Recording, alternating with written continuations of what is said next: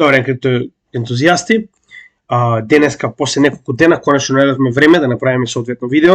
Имаме доста и што би требало да поминеме за денес, односно ќе разговараме малку повеќе за First Republic Bank и како тоа се одразува на економскиот сектор и што би можеле да очекуваме во однос на банкарските институции, банкстерските институции, грешка. Потоа ќе поразговараме малку за Федералната резерва, каква е ситуацијата со неа, што очекуваме од останокот на 2 и 3 мај, нели? Што добивме претходниот месец, што може да случи понатаму во однос на фактот дека се наоѓаме на многу битен дел од овој дел од економскиот сектор, како и понатаму ќе направиме соодветна анализа на биткоин и за крај нормално ќе поразговараме малку за нашето ново портфолио, моментално малку надградено, но се поред. Прво, нормално мора да го спомнеме ова затоа што е денот на гемиџиите, затоа што ова се луѓе кои што се жртвувале за Македонија. Ово што може да увидите на сликите е паниката која што може да фати империја од само неколку луѓе, кога знаат што прават и кога знаат добро да се организираат. Па така, во нивно име само ќе кажам уште еднаш дека, барем ова е од мене кажано, ако ништо друго, замислете што може да направат неколку луѓе. Така, кога се гемиџи. Сега замислете јадници вакви луѓе што може да направат. Така да уште еднаш ќе кажам дека идејата да направиме заедница која што ќе работи заедно и понатаму останува, се надевам дека ќе ме поддржите, гледам дека доста луѓе го прават тоа. Значи, ако јас можам да одвоам време, да го направам мојот материјал, верувам дека и вие може да направите време да го погледнете, да го споделите и да ми помогнете да најдам повеќе материја со цел подобро да се поставиме заедно за следниот bull market. Така да, нека име вечен споменот, како што кажуваат и самите, каде што ќе стават својата жртва, не правете споменик, туку оставајте само цвет. Така да им се памти името и никогаш да не заборавиме што направиле за Македонија, првите модерни терористи и лично мои примери во животот. Така да сите велешани, сите македонци, нека ни е вечен овој ден. Прво и најбитно што мораме, само да видиме каква е ситуацијата уште еднаш. Значи, ова е, кога сакате да следите, да речем, некој тикер, многу едноставно може да напишете на Google, дури не мора и да го барате на посебни страни, едноставно може да напишете на Google за било каков тикер, компанија, банка, што и да е, значи, гледате. First Republic Bank Stock или First Republic Bank Ticker може да запишете и ќе ви го даде моментално активниот тикер, односно која е вредноста на самата акција, на ваквите, да речем, во оваа ситуација банка, иначе може да биде било што. Сега, интересно од целата оваа ситуација е што, значи, ако погледнеме на малку подолг период, на 6 месеци, моментално, во овој момент, значи, акциите, повторувам, на First Republic Bank се паднати околу 97%. Дури нешто повеќе беа паднати, но малку се врати акцијата денеска. Така да, ова е уствари вредноста на хартиите од вредност, односно акциите кои што ги поседуваат оние кои што вложиле во оваа банка. Сега, зошто е ова толку многу битно? Ако се вратиме на еден ден, погледнете, само во текот на овој ден, акциите паднаа и до минус 50%. Ако се сеќавате, ако сте и погледнале оние содржини кои што ги објавив денеска, зошто е ова толку катастрофално? Значи, за само еден ден, во последните 5 дена можеме да погледнеме дека не е толку, иако генерално во последните 5 дена паднаа 73%, денеска паѓа веќе 38,8%, а падна 50%. Каде е овдека проблем? Значи, прво ова станува збор за регионална банка. Значи, ова не е една од овие големи банки, како што се например во оваа ситуација JP Morgan, Bank of America, Wells Fargo, Morgan Stanley, HSBC слично, туку станува збор за регионална банка, односно ова е банка која што е присутна само да речем во една сојузна држава во Америка. Но проблемот е што од една ваква банка и колапс на една ваква банка може да се предизвика страв кој што може да направи колапс на многу повеќе и регионални, па дури и некои од овие големи банки. Ако се сеќавате, многу пати разговараме за финансискиот систем, посебно во овој дел со банките, и претходниот пат ако го следевте она кога објаснивме кој е потенцијалниот проблем со банките, објаснивме дека моментално има страв, односно огромен број на банки, стотици банки се во ризик дека ќе им се случи истото што се случи на оние три кои што пропаднаа: Silver Bank, Silvergate, Signature и SVB банка. Така. Сега, проблемот е што ваквиот contagion, односно зараза која што така ја нарекуваат во економскиот сектор, очигледно и понатаму продолжува. Оно што кажавме дека нема да запре овде, затоа што, како што можеме да видиме, кризата не е готова, а најголемиот проблем кој се случува со недовербата во банките е тоа што моментално банките, нивното задолжување со купување на обврзници на Америка, односно тоа се уствари нели хартии од вредност кои што ги гарантира самата држава Америка, моментално поголемиот дел од овие обврзници се во негативна вредност. Така, затоа што во моментот кога ги купиле и сега, значи нивната вредност е падната поради инфлацијата и поради економската ситуација во Америка. Така да сега и ако се обидат да ја ликвидираат поголем дел од овие обврзници кои што ги поседуваат, ги продаваат со многу голема загуба. Затоа и гледаме доверба на оние кои што моментално се практично инвеститори во банката. Не депозитари, има голема разлика, туку инвеститори во банката. Каде е овдека проблемот? Проблемот е што инвеститорите во банката се луѓето кои што инвестираат за да добијат профит од работата на банката, додека депозитари се луѓето кои што ги чуваат своите пари во оваа банка. Затоа ако се сеќавате, значи Дженет Јелен објасни дека не депозитарите, туку најголем проблем во оваа ситуација е ќе имаат оние кои што се инвеститори, кои што нема да добијат ниту денар назад, извинете, долар назад, затоа што инвестирањето во било која финансиска институција така речено доаѓа со самиот ризик. Така да во оваа ситуација депозитарите ќе добијат покритие до $250,000, она што го разговаравме од овие FDIC, посебната компанија, тоа не е државна институција, туку пак е на некој начин компанија која што ги осигурува депозитите на сите луѓе кои што нели внеле пари во една банка. Така да FDIC ќе ги покрие депозитарите од 250,000, но ништо од тоа нема да биде дадено на инвеститорите.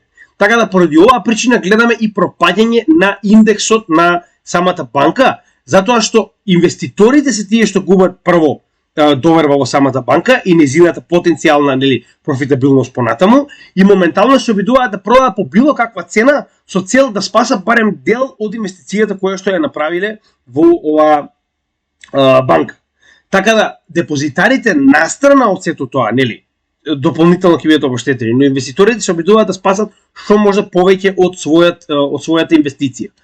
Гледаме дека тоа моментално уште од сапалето беше најавено. Сега, ако се сеќавате, значи претходниот пат најголемиот проблем со банкарскиот сектор настана поради тоа што значи FDIC, ова тело кое што е уствари нели задолжено за да на некој начин ја превземе работата на банката кога гледа дека самата банка е во пропаст, со цел да не дозволи паника и проширување на оваа паника кон други банки, односно да се направи оној бенкран за кој што постојано разговараме, кој не го погледнал ово, имаме посебно видео за бенкран, ќе го ставам во предлог на крајот на ово видео, доколку сакате да го погледнете, за многу појасно да ви биде ово што го објаснувам сега, за да не одим во детали.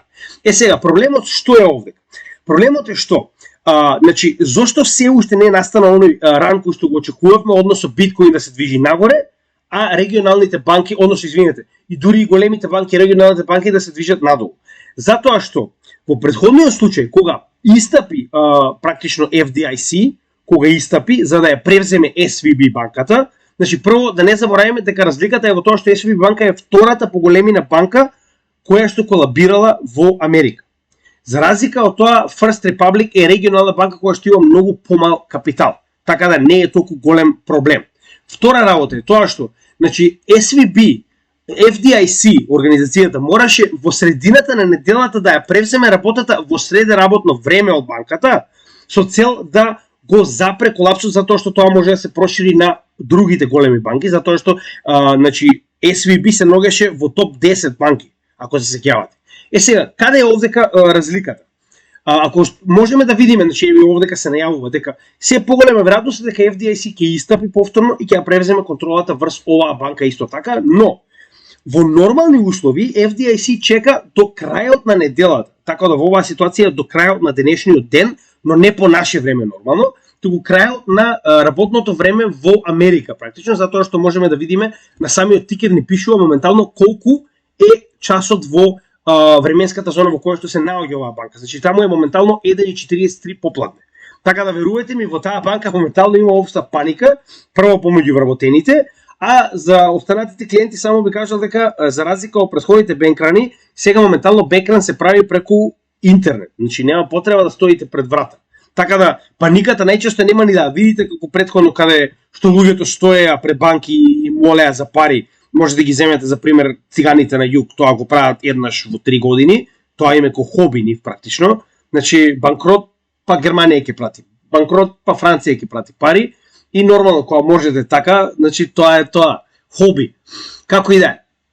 Идејата е дека јас очекувам дека до крајот на денов FDIC, откако ќе биде затворена банката, тоа е за некои 2-3 часа, ќе истапи и ќе ја превземе контролата на First Republic. На тој начин FDIC си дава 2 дена да може да ги организира. Прво властите, станува збор за Дженет Јелен, која што одговорена или за финансискиот сектор, она е трежери на самиот на трежерито, практично она е чермен, извинете, на трежерито, како и да е. Значи, на тој начин фактички вие ако затворите некоја банка во петок, вие си давате 2 дена да имате време овие, нели, официјални фаци, сите овие дедовци и баби да истапат и да кажат дека се е во ред, не се секирате, банкарскиот систем е сигурен, затоа што ако го направите тоа во средно работно време, автоматски имате општа паника. Затоа и толку голем беше колапсот, мислам пак на некој начин падот и на акциите и на се што се случи во претходниот случај со SVB банката, затоа и гледаме дека моментално, иако First гледаме дека цената на акциите се повеќе и повеќе паѓа, можеме да видиме дека тоа не се одразува на големите банки. Значи, ако имаше проблем со целиот банкарски систем, автоматски и овде ќе видевме негативни промени на дневно ниво на најголемите банки во Америка. Запамтете оваа страна на Yahoo Finance, само запишете Yahoo Finance Banks и ќе ви ги даде најголемите банки во Америка, каде што може да погледнете дали каква е моментална ситуацијата, не само во Америка, например има и такви како што се од Франција во оваа ситуација, че гледате Канада, но ќе може да видите што се случува генерално со банкарскиот сектор. Така да во оваа ситуација се уште не настанало она што го очекуваме, но пак ќе напоменам. Можеме да видиме дека веќе големите официјални глави, како што се например овде кај е запишано, значи FDIC, Treasury Department, кај што е Дженет Јелен, Federal Reserve, кај што е нели Джером Пауел, се гериатрија, оддел гериатрија се состанува за да каже што ќе се случува понатаму со финансискиот систем, пошто очигледно е дека парче по парче се распаѓа, како и да е. Да не забораваме дека истата оваа First Republic Bank беше пробано да се спаси со 30 билиона долари кои што беа донирани од поголеми банки со цел да се спаси и да се дигне вредноста на акциите, ако погледнеме на месец дена, само да може беше на поголем рок. Ако не се лажам, тоа беше овој дел. Не, ова е многу рано како ќе дојде. Само да видам. Значи имаше момент каде што цената на акциите почна да расте поради ваквиот, сега тоа го следи што кога беше претходниот колапс, но како и да е, не е битно. Идејата е дека моментално е многу лошо ситуацијата и за оваа банка и за останатите финансиски систем. Значи ние можеме само да бидеме позитивно на некој начин бенефицирани од целата оваа ситуација, но мораме да останеме да видиме како сето тоа ќе се одира. Во секој случај не заборавајте дека разликата за разлика од традиционалниот финансиски систем е тоа што биткоин продолжува да се тргува и во текот на сабота и недела. Така да и после овој ден и понатаму тикерот на биткоин ќе продолжи да работи. Што значи дека ако испаднат овие официјални лица да кажат дека се затвара банката, да кажат дека моментално се бара спас како што тоа е официјално се случува, автоматски имате ситуација во која што очекуваме на некој начин зголемување на цената на криптовалутите, почнувајќи со биткоин па и останатите, затоа што стравот кој што моментално се шири низ традиционалните финансии, гледаме дека позитивно се одразува кон криптосектор. Тоа се уште моментално не можеме да го видиме, затоа што гледаме дека нема општа паника. Значи затоа и го отворив овој дел, за да можеме да видиме каква е ситуацијата со останатите банки, а можеме да го видиме истото и по останатите индекси кои што се уште се денеска доста добро. Тоа е делот со банките, значи пак ќе напоменам, останува да видиме како ќе се одрази сето ова во текот на, да речем, денешниот ден, дали ќе биде превземено од FDIC, затоа што очигледно е дека ако цената на акциите пропаднала во текот на претходниве 5 месеци 97%, значи само 3% од вредноста на акциите се активно, ме разбирате? Значи, прво, инвеститорите изгубиле целосна доверба, да не разговараме за депозитарите. И тоа е она што, ако се сеќавате, значи имаше огромен одлив.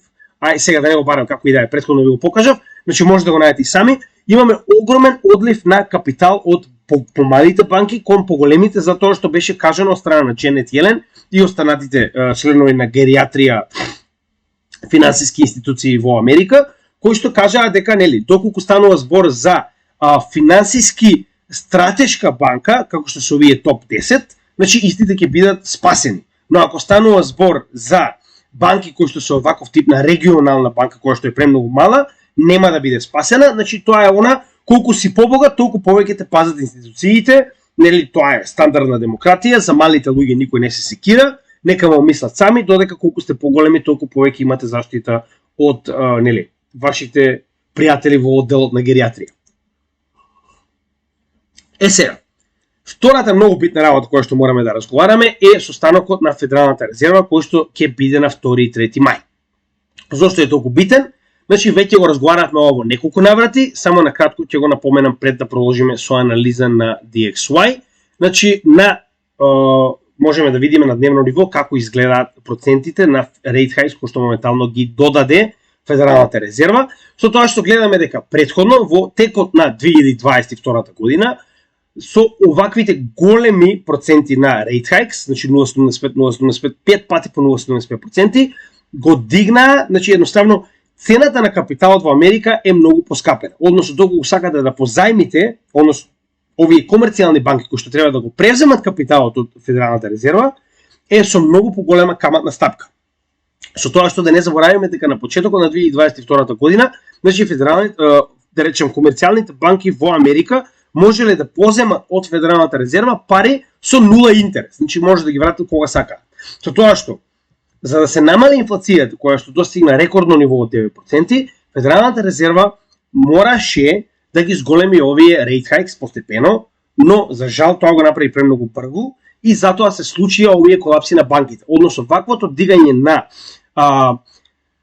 цената на капитал, фактично они наплаќаат во процент за тоа колку треба назад да вратат за капиталот кој што го позајмиле за да можат самите да работат. Така да цената на капиталот кој што го позајмуваат банките од Федералната резерва која што ги принта овие банкноти е се поскап и поскап. И поради тоа, значи го гледаме и овој колапс моментално на банките во Америка кој што е директно поврзан со ваквото поскапување на капиталот. Со тоа што како се повеќе и повеќе се намалува процентот со кој што се поскапува капиталот во Америка, така се повеќе и повеќе вредноста на доларот паѓа. Зошто? Затоа што луѓето очекуваат дека Федералната резерва е веќе на крај со покачување на овие rate hikes и дека веќе нема простор. Зошто? Затоа што колку повеќе го поскапува, значи капиталот за да биде поземен, толку повеќе рестриктира економијата. Значи ова до сега го немам објаснето, ќе пробам да го објаснам затоа што моментално главниот проблем кој што се јавува со ваквото рестриктирање на капиталот е liquidity crunch. Значи тоа сега ќе објасниме што точно значи. Liquidity crunch во оваа ситуација преведено на македонски нема да има логика, но идејата е дека ликвидност значи за едно добро колку може да биде тргувано на пазарот, односно со која брзина вие може да го продадете и да го купите на пазарот. Колку повеќе го има, значи колку повеќе луѓето го тргуваат, толку повеќе неговата ликвидност е активна и толку повеќе неговата ликвидност е добра. Значи колку поликвидно е одредено средство, толку е подобро. Затоа на пример доларот е многу поликвиден затоа што многу повеќе луѓе го посакуваат и го тргуваат, така. Во оваа ситуација што се случува? Значи со тоа што вие правите рестрикции, го правите овој капитал скап, вие правите liquidity crunch генерално на капиталните средства кои што може да ги добиете во Америка. Со тоа што ова се одразува на се одразува на сите бизниси, се одразува на се што представува економија, а економија е секаде околу нас. Значи до најмалите бизниси, до најмалите функции околу нас, сервиси, се представува економија. Практично.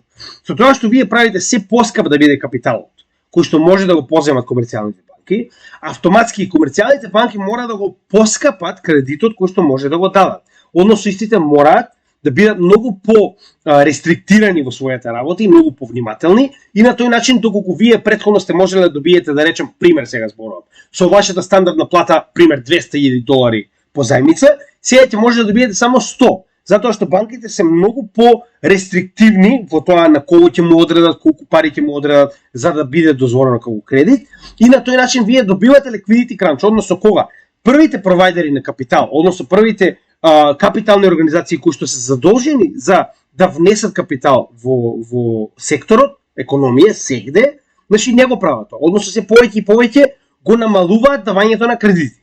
Автоматски. Вие како бизнис не може да добиете пари за да може да го проширите вашиот бизнис. И сега тоа, например, има на некој начин проследно дејство. Само момент.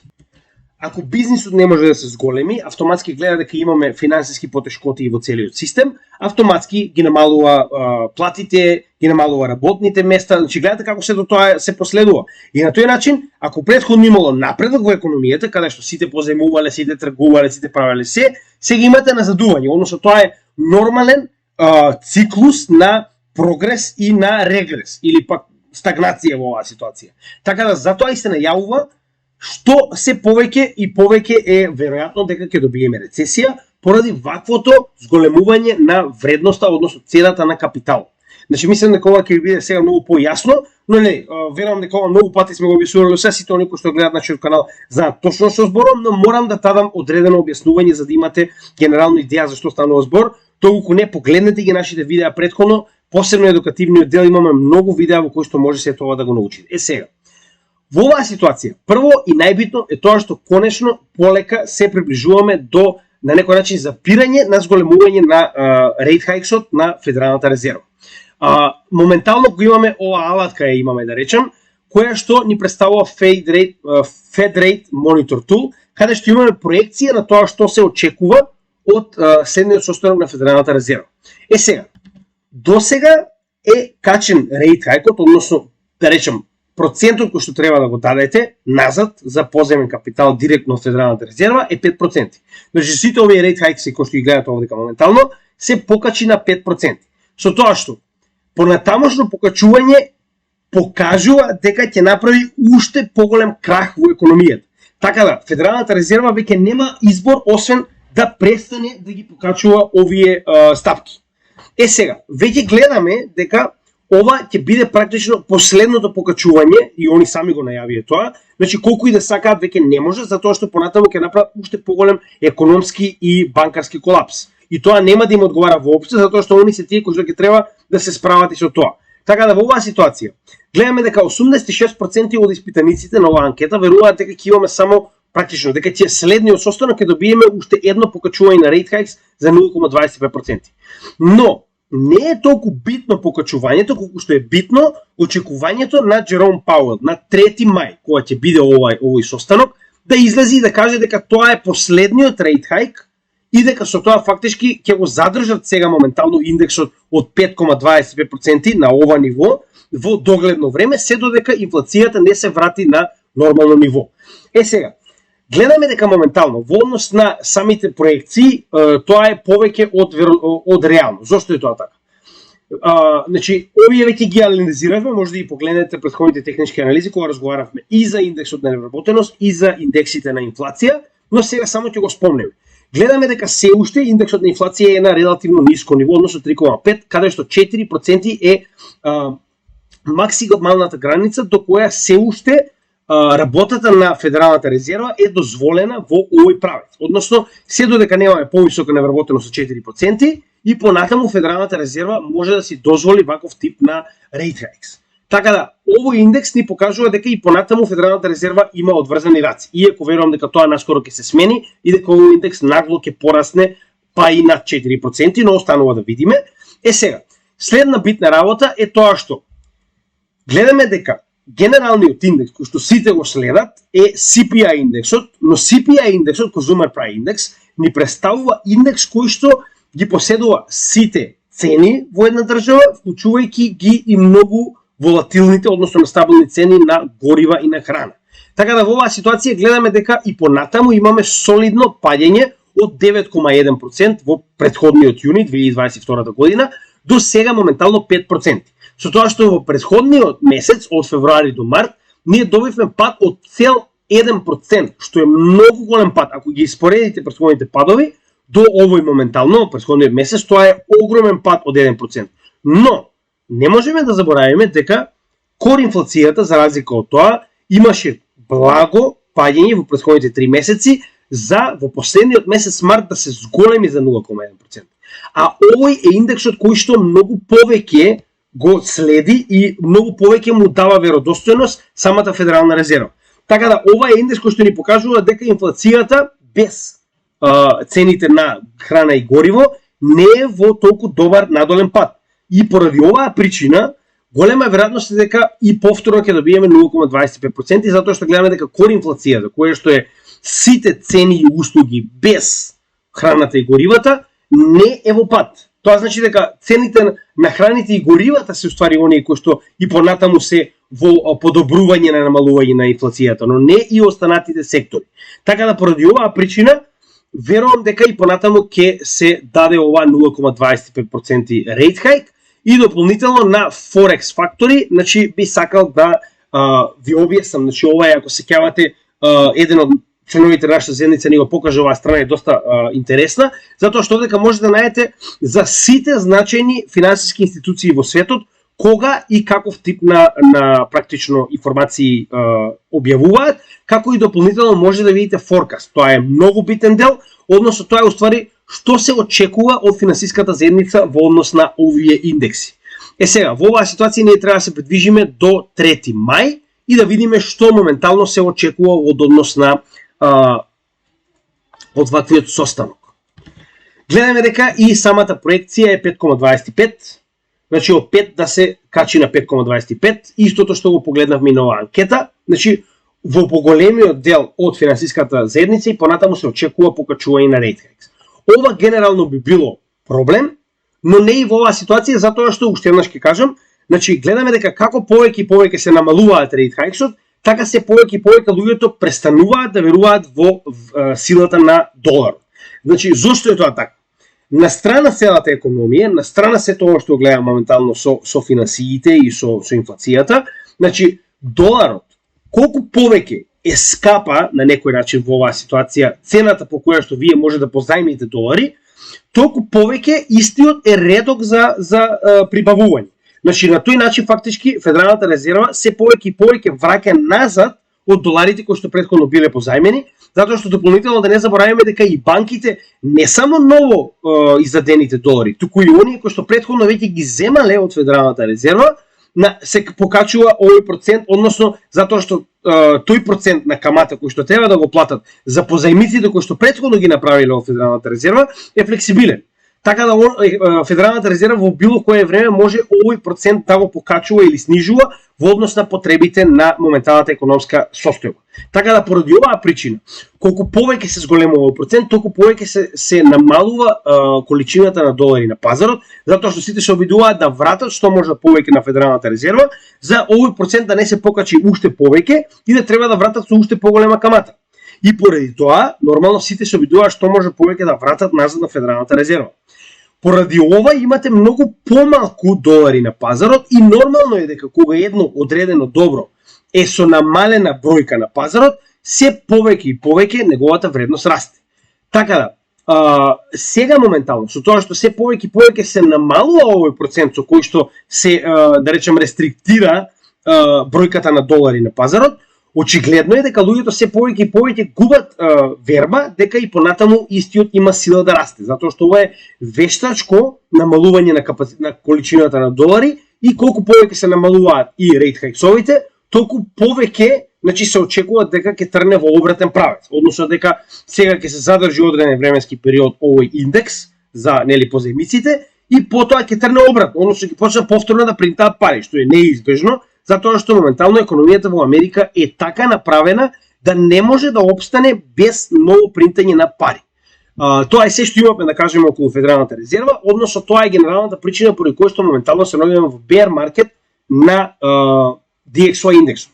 Односно вредноста на DXY очекуваме да продолжи надолу, затоа што веќе успеавме да пробиеме надвор од ова поле кое што претходно беше поддршка, како што кажаме во претходните два бул маркети. Значи претходните два бул маркети кои што се обратно пропорционални на бул маркетите на традиционалните пазари и биткоин. Значи, еве, пак ќе го покажеме тоа како и секогаш, чисто за луѓето да имаат да знаат зашто станува збор. Значи, претходните два бул маркети кои што биле практично bear маркети во биткоин, завршиле во ова поле на вредност од 103 до негде долната граница 101,8, каде што моментално се наоѓаме со индексот на долар. Така да гледаме дека пробивањето на ова поле надолу ни покажува дека веќе пробиваме надолу во овој bear маркет и дека се очекува ова да продолжи во следниот период, се додека нели на некој начин барем уште година-две. Затоа и очекуваме бул маркет на биткоин, што го видовме на самиот индекс со неговата споредба, Дополнително можеме да погледнеме уште некои интересни податоци. Значи на месечно ниво само не погледаме што се случува со индикаторите. Значи индикаторите гледаме дека после утврдување на овој врв, кој што нели разговаравме за истиот, значи добивме и локален врв и добивме промена на значи на MACD во надолна линија, гледаме дека се движи во надолна линија. Значи со целиот овој пат RSI од 178,7 се намалил на само 51. А знаеме дека е препродадено добро е дури на 30, значи дека имаме уште цели 20 поени пред ова добро да биде препродадено, што најчесто кореспондира со претходни, да речем, на ова капитално добро, на доларот, така да имаме уште многу нели за движење надоле. Како и да е, многу е битно, како што кажавме, оваа месечна свеќа да заврши под ова поле. Ако тоа се случи, тоа е многу добар знак дека конечно го пробивме ова ниво на поддршка и дека ќе се придвижиме надолу во уште подлабоко. Сега, за жал на неделно ниво добивме double bottom, односно дупло дно формација, кое што најчесто предизвикува придвижување нагоре и гледаме дека тоа моментално се обидува да го направи самиот индекс, но имавме до сега два неуспешни наврати да се придвижи нагоре, посебно со оглед на фактот дека имаме тренд линија која што е многу повидлива на дневно ниво, затоа и ќе извадам од неделно за да не пуни. Значи индексите овдека, индикаторите овдека ни покажуваат дека сме доста ниско, значи вредноста на RSI е само 37, што е релативно ниско за овој индекс, но знаеме дека може да се придвижи уште подлабоко со оглед на фактот дека у претходните bear маркети можеме да погледнеме дека вредноста, само да погледнам кој е најдлабокиот е овдека на пример, достигнала и до 30, како што можеме да видиме. Гледате. Така да може да достигне многу подлабоко оваа вредност, останува да видиме дали тоа ќе се случи. Како и да е, има простор за придвижување надолу. Тоа е битно, но тоа не значи дека ако дојде до 30 започнуваме со следен bull маркет, тоа значи дека најчесто кога тоа иде до долната граница, односно препродадено, ќе имаме нагорна корекција. Што верувам дека не може овој индекс да се движи само надолу, да бидеме реални, нормално станува збор за доларот, не е ова како и да се викаше грчката драхма, како и да ми се викаше циганската пара. Добро, како и да е, значи на дневно ниво исто така можеме да погледнеме. Значи на дневно ниво имаме оваа тренд линија на која што можеме да видиме дека се повеќе и повеќе се обидува да пробие нагоре, што не би ме изненадало да имаме уште еден обид нагоре, затоа што моментално овдека гледаме дека имаме релативно ниски индикатори, значи RSI се наоѓа на 43, имаме нагорно движење на MACD, VWAP е нагоре, само 100 RSI ни е доста висок. Но како и да е, овдека не би ми изненадало да пробиеме на тоа тренд линија, гледаме дека денеска имавме обид за тоа, но голема веројатност е дека овој индекс така и ќе заврши за оваа недела, со оглед на фактот дека денеска го замрзнуваат и почнува повторно да функционира дури во понеделник. Останува да видиме како и да е, ова беше уште пред некое време ви го кажав. Значи оваа дупло дно формација, гледаме дека оваа тренд линија на дневно ниво успеа да задржи цената, тоа го спомнавме уште пред една недела, ако се сеќавате, ако не погледнете, ќе видите дека сме го кажале веќе. Така да на дневно ниво индикаторите ни покажуваат дека има простор за движење нагоре, но се зависи од тоа што ќе се случува на следниот состанок со Федералната резерва. Значи не можеме да се ослониме само на техничка анализа, посебно со оглед на фактот дека значи ова ни е многу битен дел кој што мораме да го поминеме, односно да видиме што ќе се случи на следниот состанок на Федералната резерва. Битно е да го добиеме тоа што го очекуваме. Значи пазарите не мразат ништо повеќе од несигурност. Значи ако знаеме дека треба да добиеме 0,25%, без разлика дали е тоа добро или лошо, нема да се одрази толку катастрофално ако го добиеме. Значи ако се очекува во 85-86% дека треба да добиеме 0,25%, тоа е добра работа. Зошто? Затоа што ако го добиеме 0,25%, пазарот го очекувал и верувајте ми нема да има толку голема паника. Обратно, ако се очекува 0,25%, а ние добиеме на пример 0,5%, автоматски имате паника на пазарот. Без разлика дали е добро или лошо, затоа што за жал пазарите не сакаат непредвидени работи. Тоа е еден од најголемиот проблем со генерално традиционалните пазари. Значи, се додека она што го очекуваат го добиваат, се е во ред, нема паника. Кога ќе се добие нешто надвор од очекуваното, автоматски имате ситуација на паника. Сега, друга интересна работа која што мораме да спомнеме, значи тоа е околу Федералната резерва. Пред да продолжиме, исто така мораме да го погледнеме и распоредот за мај. Значи, веднаш после овој состанок кој што ќе заврши на 3 мај, рековме имаме исто така Значи на 5 мај следниот степен на невработеност, кој што има исто така мораме да го погледнеме, како и следниот индекс на невработеност кој што треба да дојде, само да видиме кога е, PPC, само момент. На 10 мај. Да. Значи на 10 мај очекуваме да видиме што ќе се случи. 5 и 10 мај, после трети ни се битни датуми за да видиме што се случува со моричката економија, затоа што за жал се уште е битна за и понатамошно функционирање на светот, но уште малку. Август доаѓа, да се надеваме дека царевите од БРИКС конечно ќе направат резервна валута и да завршиме со доларот. Останува да видиме. Тоа е околу доларот, значи пред да продолжиме со самиот биткоин кој што ни е најбитен, би сакал малку да се осврнеме и на S&P 500 и на Nasdaq, кои што моментално се во нагорна линија. Значи моментално оваа недела имавме доста добар перформанс на S&P 500 и на Nasdaq и гледаме дека моментално се наоѓаме повторно надвор од овој триангул кој што го градевме некое време.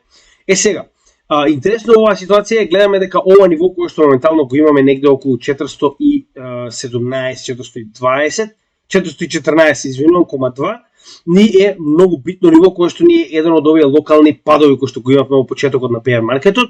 Значи би сакал само да се вратам прво малку погорем на неделно ниво за да имаме појасна слика. Значи проблемот е што ова е неделно ниво кој што моментално го гледаме одека од еден од овие локални падови кои што во два наврати веќе ја задржува цената на S&P 500 индексот. Значи S&P 500 за оние кои што не знаат претставува индекс на кој што е средна вредност на најдобрите 500 компании во Америка и вредностите на нивните поединечни хартии од вредност. Така да во оваа ситуација ни дава некоја јасна слика за тоа како се движи економијата во Америка со цел со тоа што овој индекс е уствари збирштина од најдобрите компании, па ни дава појасна слика за тоа што моментално можеме да очекуваме од оваа економија.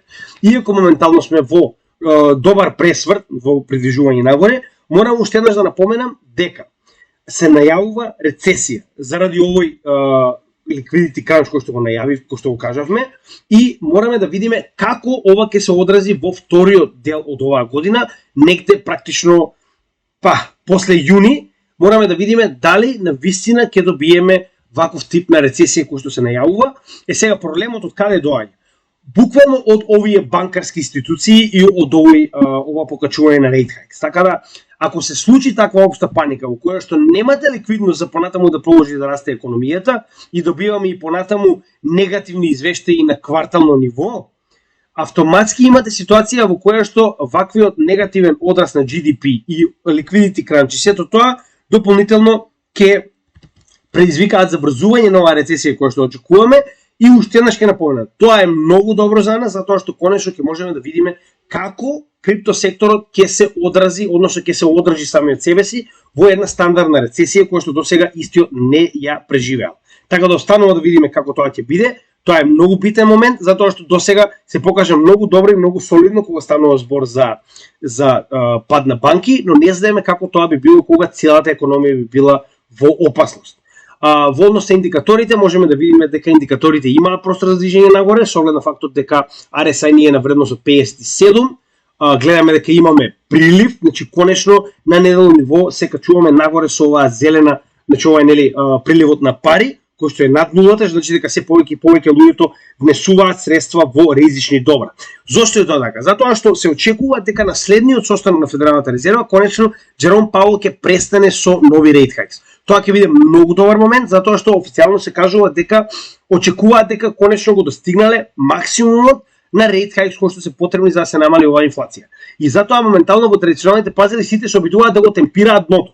Односно, ако тоа е моментот каде што Федералната резерва најавува крај на rate hikes, автоматски според нив многу лесно би можеле да одредат дека тоа прилика би било дното. Односно дека ова би било дното кое што моментално го гледаме и сме спремни за следниот bull маркет во традиционалните пазари. Останува да видиме дали е тоа така, затоа што уште еднаш ќе напоменам, ако добиеме стагфлација која што не успеале да победат со овие, значи стагфлација би била ситуација во која што и покрај запирањето со rate hikes и овие високи rate hikes, моментално 5,25, не успееме да ја побиеме, да победиме инфлацијата и го добиеме она сценарио кое што го имавме, не сум бил јас таму, но на CPI инфлацијата, само момент, 5, значи она сценарио од 70-тите и 80-тите, каде што исто така Федералната резерва престанала со rate hikes, значи во 70-тите и 80-тите, кои што не биле доволни и моментално добиле стагфлација која што повторно пораснала уште повисоко, така да тоа е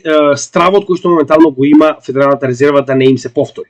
Останува да видиме дали е тоа така, но како и да е сега моментално можеме да видиме дека генерално имаме, пак ќе кажам, значи ако се сеќавате ние ова го анализираме уште на самиот почеток, генерално овој пат до сега е завршен. Дали ова сега станува збор за dead cat bounce останува да видиме, но според моментот на техничка анализа покажува дека дно е постигнато барем локално дно. Останува да видим, пак ќе кажам.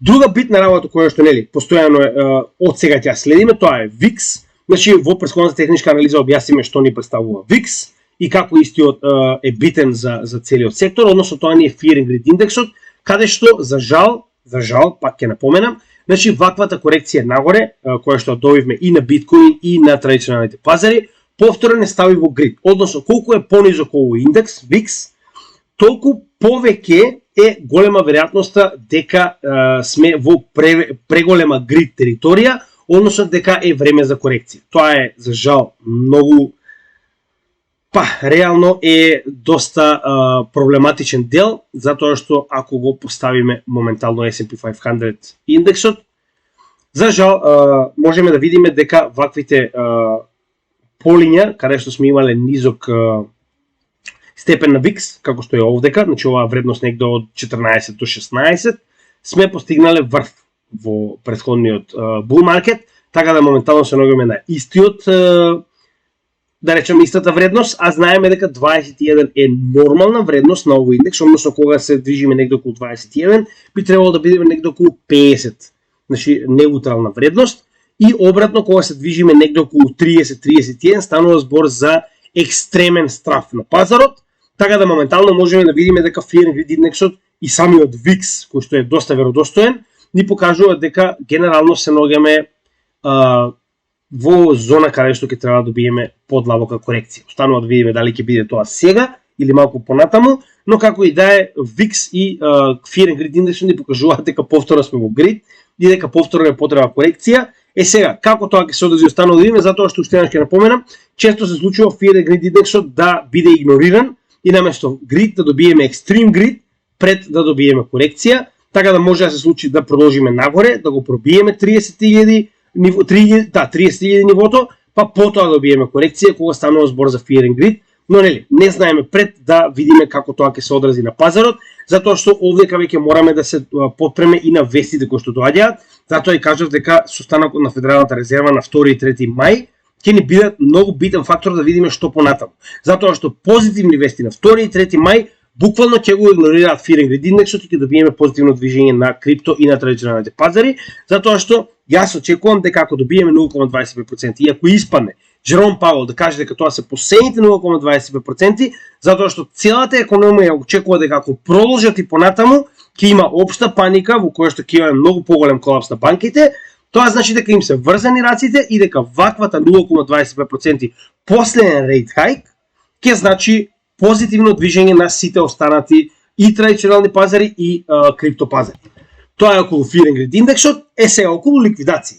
Че мораме да напоменеме дека претходниот период и оние паѓања кои што ги на некој начин преживеавме во биткоин беа поради големи ликвидации на лонг позиции. Односно имаме премногу луѓе кои што очекуваат дека сега ќе трнеме над 30.000, затоа и очигледно е дека многу од трейдерите кои што работат на ваков тип на шортс, на катинг, значи знаат дека многу од луѓето чекаат да пробиеме над 30.000 за да ги остават своите лонг позиции.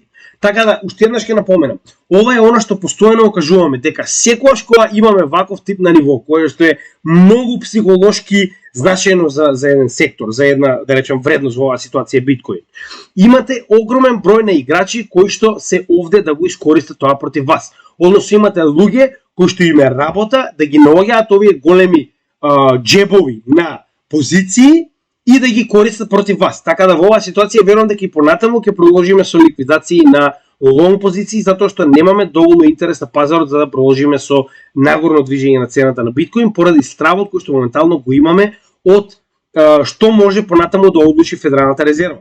Верувам дека после вторник и односно како доаѓа таму втори и трети, значи после овие денови ќе имаме многу појасна слика за тоа што очекуваме на пазарот, посебно од криптосекторот и од останатите ризични добра. Сега, во однос на техничката анализа, да се вратиме на делот кој што ни е битен, значи можеме да погледнеме на неколку различни чартови. Значи моментално на месечно ниво сме во нагорна линија веќе четврти месец поред. Така, иако можеме да видиме дека тоа не ги промени многу индексите, затоа што уште еднаш ќе напоменам, значи не ги гледајте, затоа тоа е многу битно што ви го кажувам постојано кога имате страф на пазарот. Значи одзумирајте и видите кај се ногиме. Така, значи можеме да видиме дека моментално сме на сам почеток на движење нагоре. Така, и дека моментално вредноста од некој 40 се коригираше на 50. А сме добиле дупло, значи за 10 поени од RSI, значи ние сме добиле 100% придвижување на цената на биткоин нагоре. Битниот момент е дека конечно според сите моментално технички анализи сме го утврдили едното. Освен ако не станува збор за Black Swan евент, постојано го покажуваме тоа. Така да битниот момент е дека конечно се наоѓаме во сигурен момент дека понатаму продолжуваме нагоре во следниот bull market, затоа што дното очигледно според техничката анализа е потврдено. Сега, нормално е, како што може да видите на месечно ниво е многу појасно, дека овој сектор овде, како што претходно бил поддршка, а сега е отпор, ќе ни биде потребно време да го поминеме. Така да, очигледно дека ни е потребно време според ликвидациите кои што ги гледаме. На неделно ниво, за жал, се наоѓаме доста високо. Значи, на неделно ниво, само што да допревме линијата на 70 за RSI, што значи дека сме прекупени. Така да, во оваа ситуација е нормална корекција. Гледаме дека тоа го покажува и локалниот врв кој што моментално го имаме и MACD кој што моментално само што се направи пресврт за надолу. VWAP е првиот кој што ни го покажува тоа, кој што веќе премина под нулата, но уште еднаш ќе напоменам, значи ова претходно го кажуваме, ќе го кажам повторно. Сме имале такви периоди и претходно каде што на неделно ниво, значи ваквиот индекс и RSI, и сток RSI, и MACD се задржале негде околу 70 па и повисоко до 100 и сме добиле значи период во кој што иако сме очекувале корекција, тоа не се случило затоа што сме биле во следен bull market. Сега дали ќе влеземе во следен bull market сега или не можеме да потврдиме, но уште една битна работа е тоа што официјално денеска правиме една година до средниот халвинг.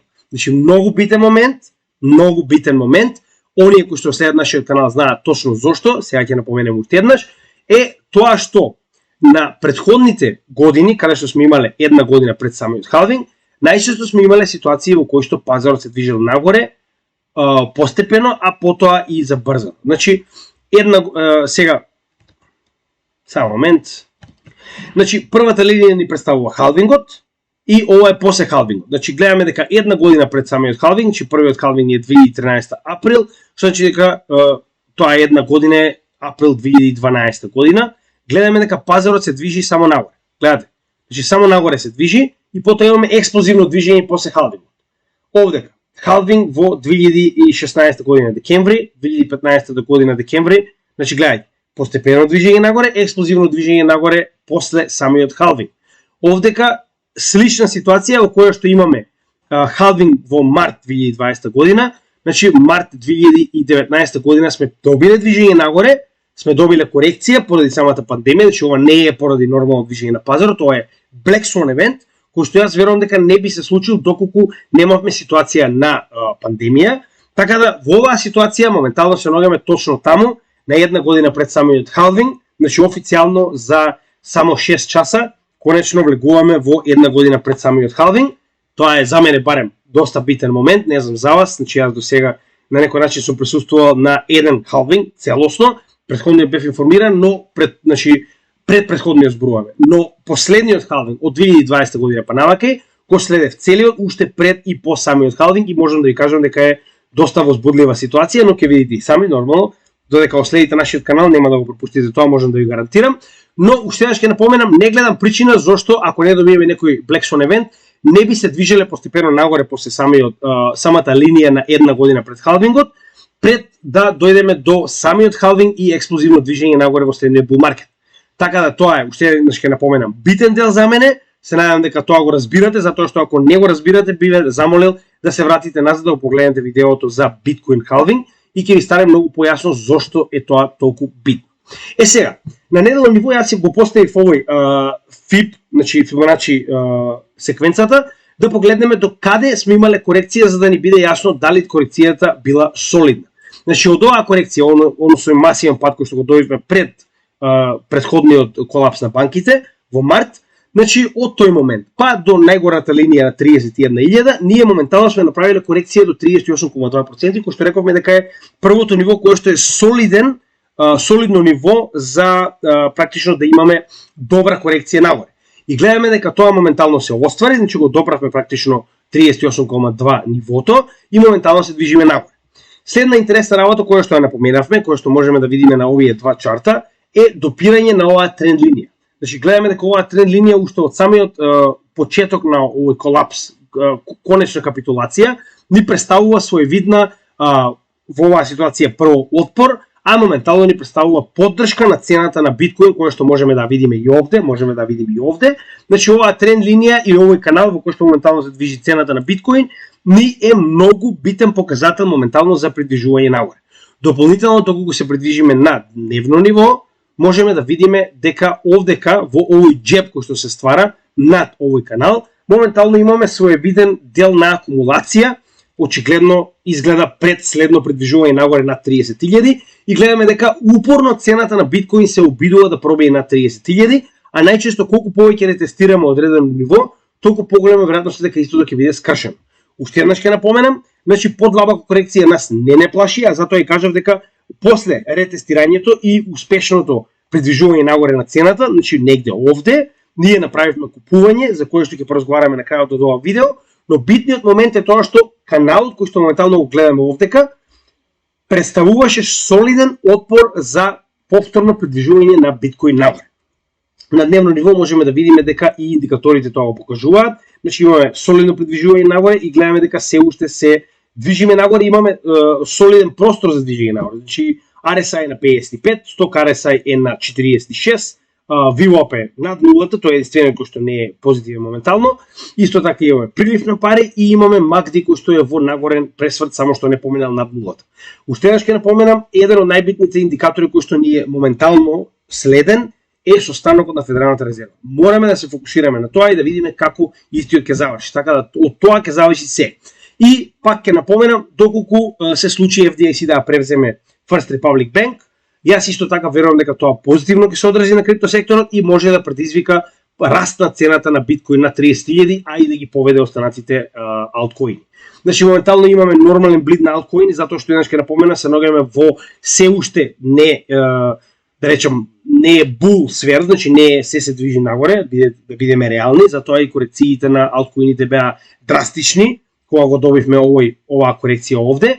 Но очигледно е дека цената на биткоин најде поддршка. Сега ќе видиме дали ќе успее да пробие на 30.000. Повторувавме два неуспешни обиди во текот на претходните 2 дена, така да останува да видиме дали ќе имаме доволно сила и интерес, односно дали ќе имаме доволен волумен за да пробиеме над овие моменти каде што имаме многу големи, да речем, шортс. Значи овде стварно ќе имаме доста голем дел на шортс, но пак ќе кажам, доволно еден играч моментално да купи солидна сума на биткоин од exchange и да предизвика ликвидирање на овие шорт позиции кои што ги имаме горе. Она што не го објаснив претходниот дел, а сега ќе го објаснам на кратко, се биткоин шортс и биткоин лонг позициите кои што моментално ги следиме на Bitfinex. Bitfinex е една од најголемите менувачници во светот и моментално овдека може да видите колку биткоини се ставени во шорт или лонг позиции. Значи моментално овдека е големината на биткоини кои што се заложени во шорт и ова е големината на биткоини кои што се заложени во лонг позиции. Така да гледаме дека имаме 92.206 биткоини ставени на Bitfinex во лонг. Значи се ставени во леверидж позиција за лонг. Додека наспроти тоа имам само 1000 коини на шорт. Значи сакам да ви кажам дека имаме 91.000 биткоини повеќе во лонг отколку во шорт.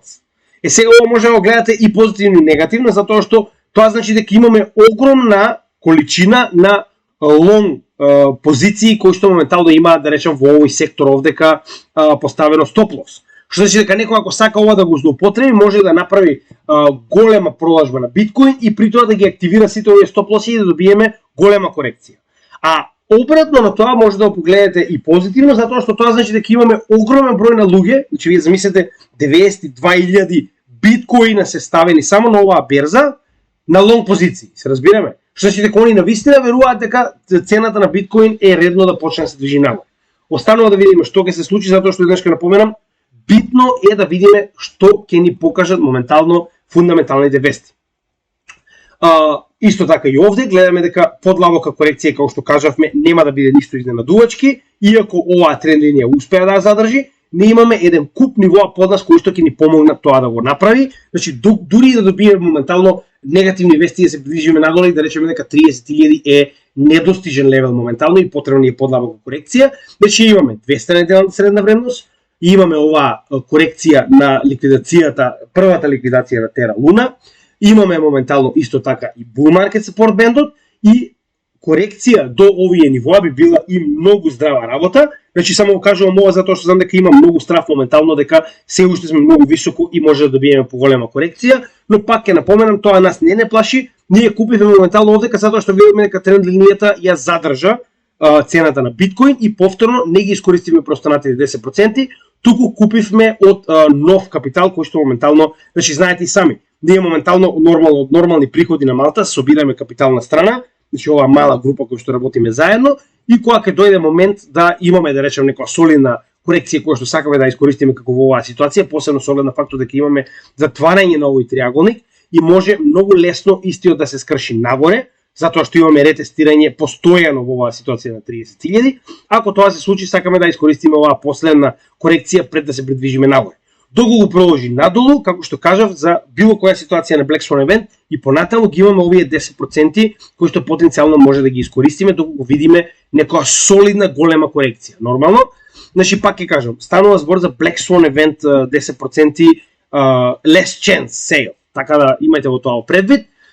Следна битна работа, како што кажавме, се наоѓаме на последниот дел од Wyckoff акумулацијата, само сакам да го напоменам ова, затоа што ги поминавме сите овие делови од оваа акумулација, доколку сте следите нашиот канал ќе видите дека ја следевме уште од првиот практично првата корекција кога конечно успеавме да утврдиме овдека дека се наоѓаме на некој начин во ова акумулационо поле. Овдека веќе беше потврдена и уште од неколку членови од групата и го направивме ова како проект со цел да ја следиме истата и гледаме дека моментално се наоѓаме во последната фаза која што ќе успееме да, значи се уште не е поставена, ќе ја поставиме кога конечно ќе успееме да потврдиме дека да, ова е последната корекција до горниот рендж на Wyckoff акумулацијата и се придвижуваме нагоре. Односно јас верувам дека пробивот на 30.000 успешно и неговиот ретест ќе биде моментот кога ќе бидеме сигурни дека се наоѓаме во оваа фаза Е, која што значи влегување во следен bull market и солидно движење на цената нагоре. Станува да видиме кога ќе биде тоа нормално. Наскоро на еден месец овдека следиме што се случува на макро сликата на биткоин. Уште еднаш ќе напоменам, биткоин досега работи како часовник. Тоа е она што постојано го кажуваме, значи еве го овдека може да го погледнете. Една година пред халвинг нагоре, халвинг бум. Една година пред халвинг нагоре, халвинг бум. Овдека имавме на некој начин недоразбирање со пандемијата, но овдека не гледам причина зашто тоа не би се случило. Сега, нели, пак ќе кажам, останува да видиме како тоа ќе се одвива, затоа што фундаменталните вести играат многу голема улога, но како и да е досега од она што сме го виделе, од самиот халвинг, доколку ги сметаме, да речам, периодите во, да речам, месеци, постојано сме ги имале истите резултати, односно имаме два последователни дна утврдени на 47 месеци, истото можеме да го погледнеме и овдека. Врвовите се исто така на 35 месеци од самото дно, односно од самиот халвинг се извинувам. Така да во оваа ситуација значи гледаме дека не, сметано од дно, уште да се извинувам. Значи од дно имаме 18 месеци до халвинг, дно 17 месеци до халвинг, дно ќе видиме колку, но нели во оваа ситуација изгледа дека ќе биде 17 месеци затоа што веќе се потврди. Дно 47 месеци до дно, повторно од дно до следно 47 месеци веќе се потврди. Врвовите исто така, значи 35 месеци веќе го направи истото. Така да гледаме дека биткоин самиот по себе во однос на халвингот и неговиот вграден алгоритам работи како часовник. До сега неговите циклуси биле комплетно испочитувани. Погледнете го видеото за халвинг, уште еднаш ќе напоменам, тоа е основниот начин да погледнете како функционира самиот биткоин алгоритмички и како се намалува неговата награда нормално. И последно, нормално самиот канал, гледаме дека моментално со неговото ретестирање, барем во претходниот месец, добивме успешен ретест на 50 месечна средна вредност, која што исто така е една од битните на некој начин индикатори кои што ги следиме, и гледаме дека точно ја добивме истата онаа слика од претходниот bear до bull маркет за 2015 година, каде што добивме една свеќе под корекција нагоре. Една свеќе под корекција нагоре, така да во оваа ситуација имавме буквално идентичен почеток на овој bull маркет со овој канал кој што моментално исто така го следиме, и гледаме дека моментално ние буквално се движи така речено слично на овој циклус во 2017 година, кој што беше еден од најдобрите bull маркети. Ако тоа се повтори, тоа ќе биде одлично. Тоа е во однос на техничката анализа. Значи, иако е малку задосен, да се извинувам, но знаете како е моментално во Малта имаме сезона и едноставно не можеме да избегаме од работа, така да малку сме назад со видеа, но не се секирате, колку што можеме повеќе ќе работиме на тоа да помогнеме во однос на информирање на јавноста. Значи, моментално имаме мала корекција на портфолиото, односно да речем оно што сме го купиле. Значи, ќе ви кажеме што е ново и ќе ви кажеме во што имаме надградено. Значи, новини се Singularity Net, AGIX, односно тоа е, веќе направивме видео за овој проект, станува збор за маркетплейс на AI технологија, каде што може да купите и продадете било каков тип на софтвер за AI, односно Artificial Intelligence, вештачка интелигенција, на македонски нормално. Alchemy Pay, ова е многу мала, да речем, сума во однос на она што го имаме вложено во целото портфолио. Пак, значи за ова ќе направиме соодветно видео, иако Alchemy Pay е доста доле. Ова е малку ризичен токен, ставивме некоја мала сума, затоа што гледаме дека многу големи играчи го користат, станува збор за огромни компании, кои што моментално го користат Alchemy Pay за плаќање и едноставно on и off ramp на крипто светот. Така да изгледа дека овој мал проект некако успеал да добие големи играчи и затоа и го земавме. Од друга страна гледаме дека Alchemy Pay е доста застапен во Хонг Конг, каде што се очекува да почне следниот bull маркет, а тоа е во јуни, значи се наоѓаме доста блиску до тој момент. Така да поради оваа причина го земавме Alchemy Pay, значи во Хонг Конг нема билборд каде не се наоѓа овој коин, затоа и го земавме.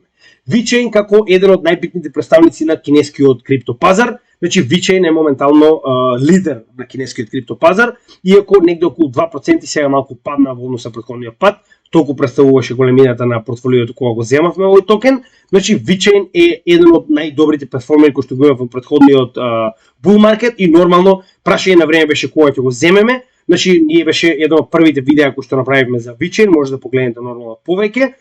Сега, тоа е во однос на нови, само да погледам дали има уште нешто. Не, тоа се новите проекти кои што ги додаваме, значи не се многу, реков дека се уште сме малку конзервативни, иако ова не е конзервативно портфолио, ќе ви кажам, значи конзервативно портфолио ако имаме 70% Ethereum и Bitcoin, но пак ќе кажам, за разлика од големите канали, тоа е многу голема разлика.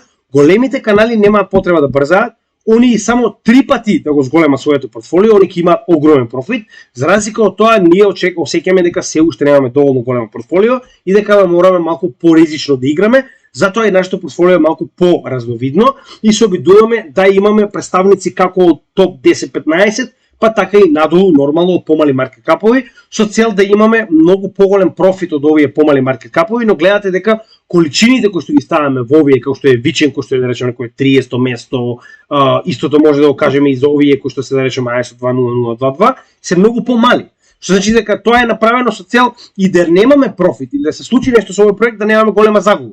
За разлика од тоа гледаме дека се уште во топ 10 ни се наоѓа најголемиот дел од портфолиото, како што можеме да видиме 56,6% се уште ни е во смарт контракт, односно Layer 1 солуции, затоа што пак ќе кажам според мене Layer 1 солуциите представуваат Мерцедес на крипто светот.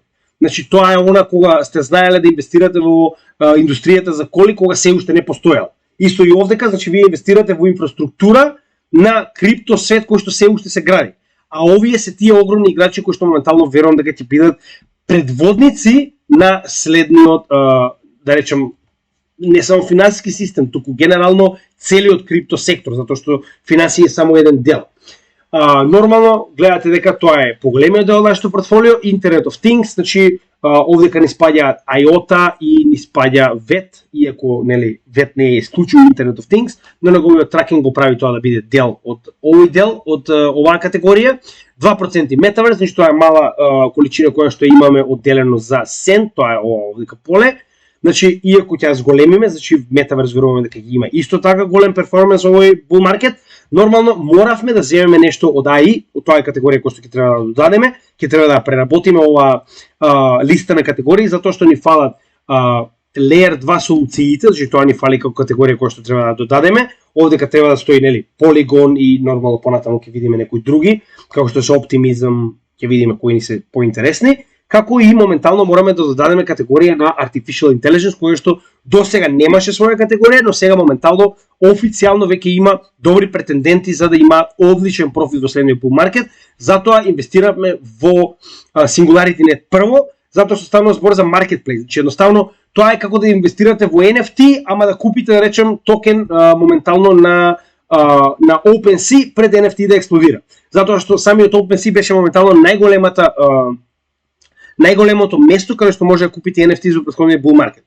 Така да и заради ова верувам дека има потенцијал SingularityNet AGX, односно AGI, сега AGX, да биде практично добар перформер во следниот bull market баш поради ова, затоа што моментално е можеби не единствениот, но најголемиот маркетплейс за купување и продавање на AI технологија. Следно нормално Ripple 16,4%, тоа ни е дел од дигитални валути практично. Chainlink ги зголемивме. Сега, тоа се две позиции кои што ги зголемивме, а тоа е Cosmos и Chainlink. Значи имавме нешто малку моментално во ICP, отворено ви кажувам, но го сменивме повторно за Cosmos затоа што имаме некои многу добри вести и најави за Cosmos и заради тоа сакавме да имаме поголемо изложување на Cosmos, понатаму ќе ставиме и во ICP. Значи многу е побитно да фатиме цената на Cosmos која што е моментално според нас доста ефтина, да речам. Па затоа и ги сменивме овие ICP во Cosmos, понатаму планираме да алоцираме и во ICP. Чисто за оние кои што го следеа нашиот претходен цртаж, така да ги зголемивме количините и на Cosmos и на Chainlink. Значи Chainlink не е моментално со 4,5%. Јас верувам дека колку повеќе Chainlink, толку подобро, станува збор за најдобриот Oracle и сите моментално најголеми екосистеми во светот го користат.